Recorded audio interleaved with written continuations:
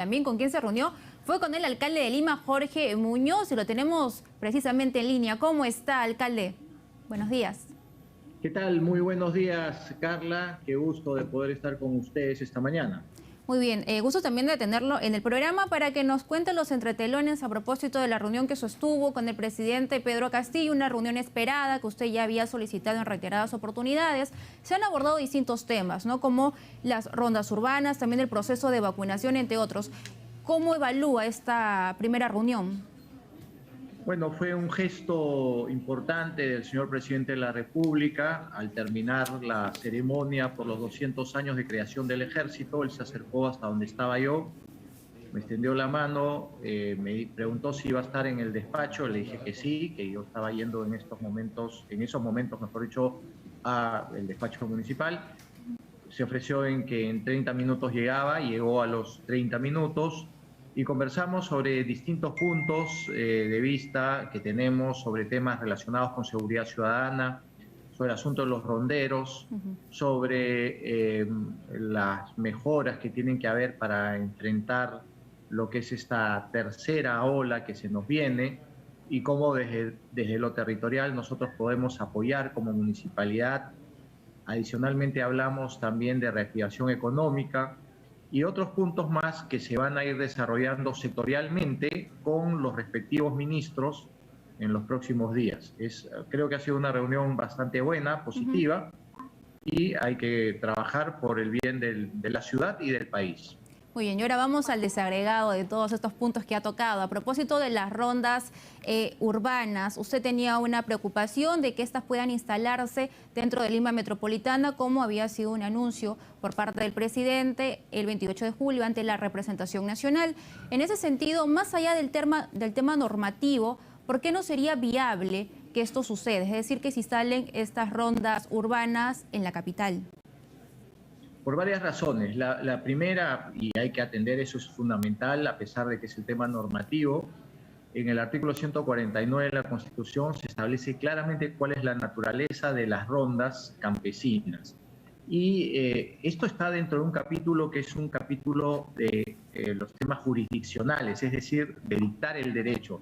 Las rondas fueron creadas para poder hacer justicia cuando alguien robaba una vaca, cuando alguien no se portaba bien dentro de la comunidad, cuando alguien cometía alguna situación ilícita, era la comunidad la que sancionaba estas cosas. Entonces, esa era la naturaleza.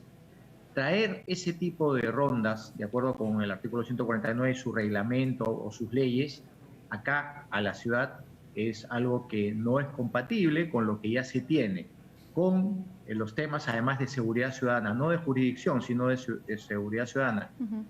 Se tiene la policía, se tiene el serenazgo y se tienen las juntas vecinales. Ahí conversamos con el presidente de que había la posibilidad de fortalecer la policía. Es evidente que hay una necesidad de fortalecimiento de la Policía Nacional y también fortalecer el aspecto de las juntas vecinales, que pueden ser los elementos colaborativos que ya existen y que eso ayude a la administración de una mejor seguridad. Hemos quedado también en que esto se pueda discutir en el CONASEC y que se pueda seguir discutiendo. Lo que quedó muy claro también de la conversación es que las rondas no son aplicables acá a Lima Metropolitana. Y además yo tenía también otra preocupación que le he expresado en más de una oportunidad. Sobre pretexto de armar rondas campesinas en lo urbano, se pueden terminar armando milicias, ejércitos, grupos paralelos parapoliciales o paramilitares.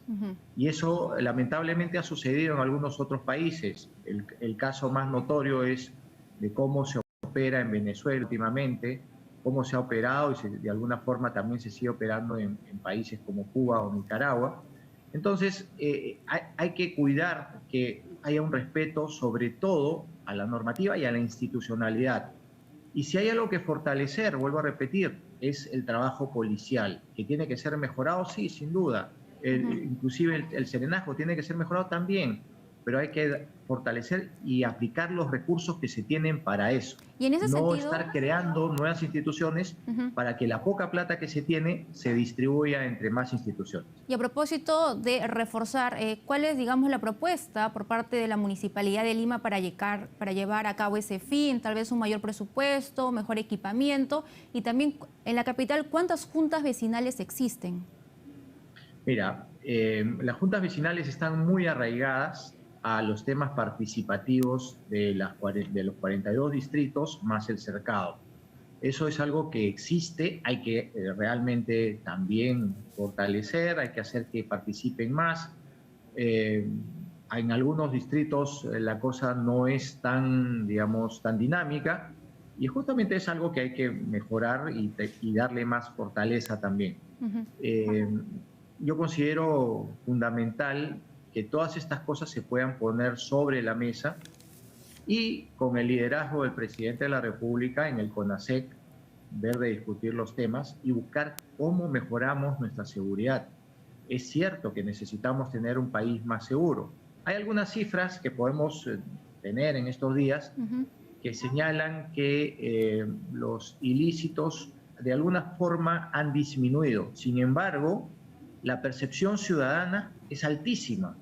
Hay una situación donde 9 de cada 10 ciudadanos se sienten absolutamente inseguros en el país y eso es algo que es muy, muy complejo, ¿no? Entonces, hay que mejorar ese tipo de cosas, hay que hacer un trabajo de prevención también, que es algo que nos corresponde a nosotros como gobiernos locales, pero lo que es más importante es poder trabajar en conjunto. Cuando uno trabaja en conjunto, cuando uno genera alianzas, cuando uno se fortalece en equipo, y me refiero a los distintos niveles de gobierno del Estado peruano, creo que los resultados van a ser mucho mejores también. ¿Cuándo se vería este tema en el CONASET? ¿Hay una fecha para esta reunión? No, esos temas no se han conversado ayer, se quedó en que esto estaba en progreso y que se iba a seguir desarrollando con los respectivos ministros. Estamos a la expectativa de que el señor presidente pueda hacer digamos, las convocatorias para trabajar con cada uno de los ministros que podrían estar involucrados en los puntos que hemos estado tocando el día de ayer. Bien, el día de ayer también se habló del proceso de vacunación. Ustedes dijeron que podían dar todo, digamos, las facilidades, ¿no? Ponerse al servicio del MINSA, sobre todo para ampliar estos puntos de vacunación. Y mi consulta es si usted está a favor o no acerca de que las boticas y las farmacias se conviertan en estos centros de vacunación. Mira, yo creo que hay que buscar todos los mecanismos que sirvan para poder vacunar de manera eficiente y universal a nuestra población, es decir, a todos, y en forma gratuita además, ¿no? Hay experiencias en otros países donde las farmacias, obviamente con una subvención dada por el Estado, se convierten en puntos donde uno puede ser vacunado.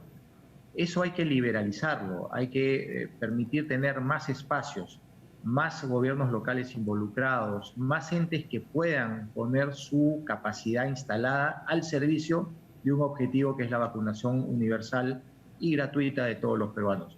Hoy en día tenemos todavía mucha gente que no se ha vacunado. Se está haciendo un esfuerzo para vacunar a las personas que están entre 35 y 38 años en los últimos días, pero hay una falta de posibilidades de tener o de dotar de vacunas y ya se comenzaron a generar las brechas entre el gobierno que salió y el gobierno existente. Algunos dicen que la Cancillería ha estado muy distraída en estos últimos días y que por eso no se han terminado de concretar las llegadas de las vacunas que se habían dejado ya previamente establecidas. Yo creo que hay que mirar eso, sin duda, pero hay que ir más allá. ¿Y qué es esto de ir más allá? Hacer todo el esfuerzo posible para que nuestra población esté debidamente vacunada.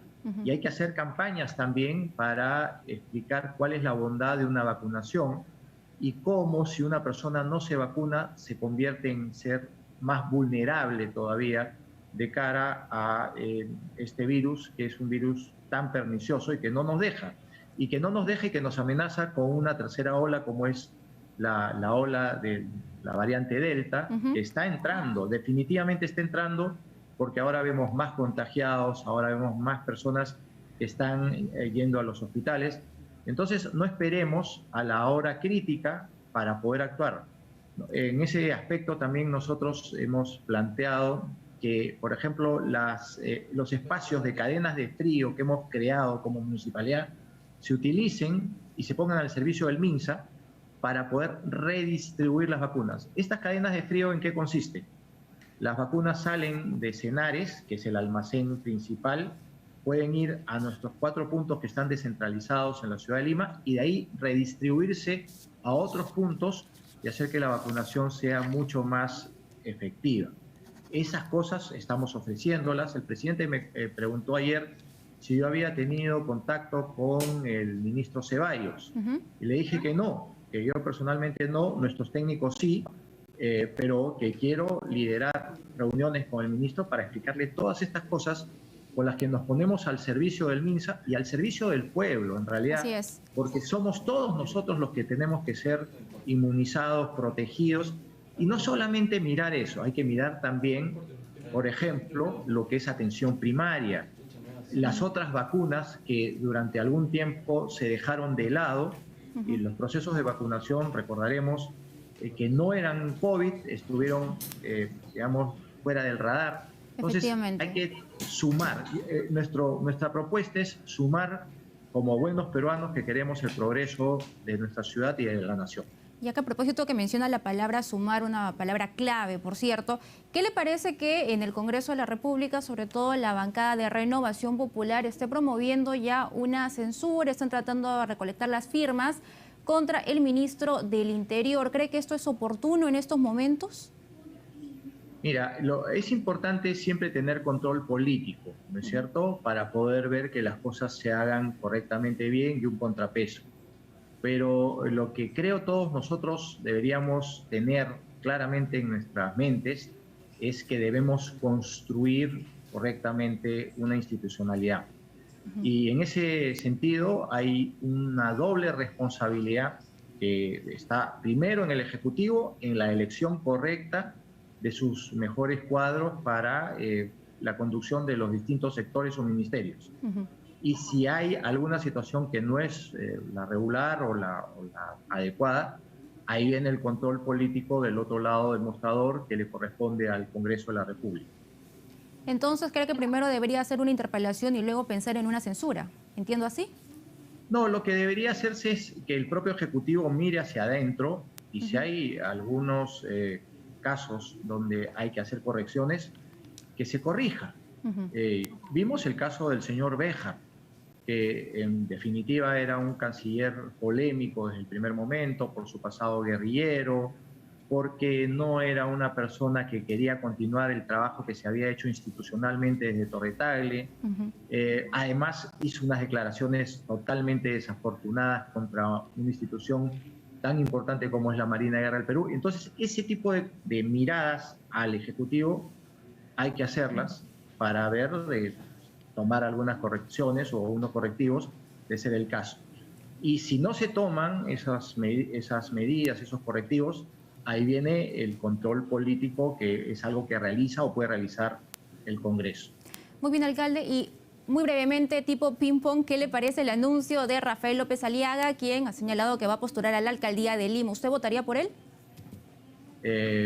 No creo que sea un momento para hablar de votaciones, hay que ver cuáles son los candidatos, pero lo que sí aprovecho para decir es que hay que ser muy cuidadosos y hay que tener vocación de servicio, no de servirse del puesto para otras cosas.